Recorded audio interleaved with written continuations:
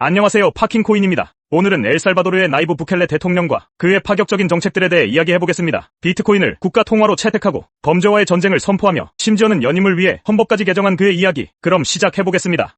먼저 부켈레 대통령은 누구일까요? 1981년에 태어난 나이브 부켈레, 18살 때 홍보대 행사를 설립한 전력이 있는 기업인 출신으로 수도인 산살바도르 시장을 거쳐 2019년 엘살바도르의 대통령으로 선출된 젊은 대통령입니다. 범죄와의 전쟁 선포. 부켈레 대통령의 파격적인 정책은 바로 범죄와의 전쟁입니다. 엘살바도르는 오랫동안 마약과 갱단의 싸움으로 고통받아온 나라입니다. 부켈레는 갱단 마약 범죄를 뿌리 뽑겠다는 강력한 의지를 보이며 수천 명의 군인과 경찰을 투입해 대대적인 단속을 벌였습니다. 갱단 소탕이라는 명분 아래 수천 명이 넘는 사람들이 체포되었고 이들 중 다수가 변호사나 재판도 받지 못한 채 수감되었습니다. 교도소에 수감된 범죄자에게는 매달 생활비까지 걷는 국가로 만들었습니다. 범죄자에게 인권도 없이 무차별하게 대하였습니다. 인권단체와 언론은 강력하게 비난 입장을 내놓았습니다. 인권단체뿐만 아니라 전 세계에서 인권을 중시한다는 사람들은 그를 강력하게 비판했습니다. 하지만 그는 신세대 정치인으로 기존의 정치적 틀을 깨고 시민들의 안전을 위해 그리고 시민들의 행복한 삶을 위해 새로운 방식으로 나라를 이끌고 있습니다. 매우 강력하고 파격적으로 나라를 이끌고 있습니다. 그래서 그는 젊은 층에게 특히나 큰 지지를 받고 있습니다. 엘살바도르가 비트코인을 국가 통화로 채택하게 된 배경, 과거 2001년부터 미국 달러를 법정 화폐로 사용했었습니다. 부켈레 대통령은 당선 후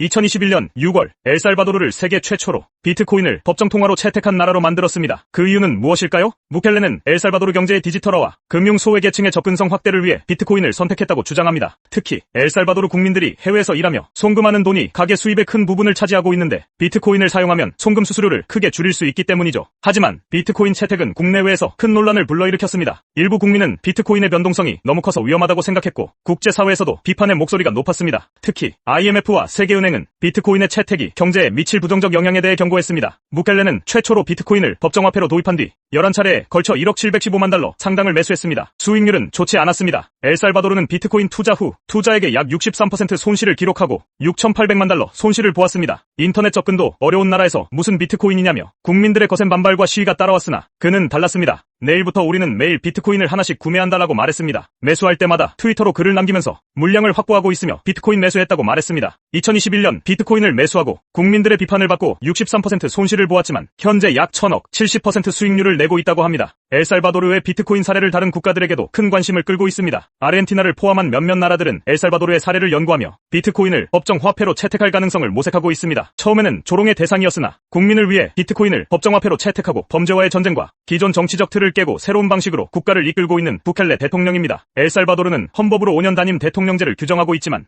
부켈레는 헌법을 개정하고 대선에서 83%의 득표율을 기록하며 연임하였습니다. 모두가 비난하고 비판하고 안 된다고 할 때 엄청난 추진력으로 국민들에게 희망을 준 부켈레 대통령, 그 누구도 시도하지 않은 과감한 정책으로 엘살바도르를 이끌고 있습니다. 비트코인 도입과 범죄와의 전쟁은 많은 논란을 낳았지만 그는 자신의 길을 가며 국민들에게 새로운 희망을 제시하고 있습니다. 앞으로 엘살바도르와 부켈레 대통령의 행보가 기대됩니다.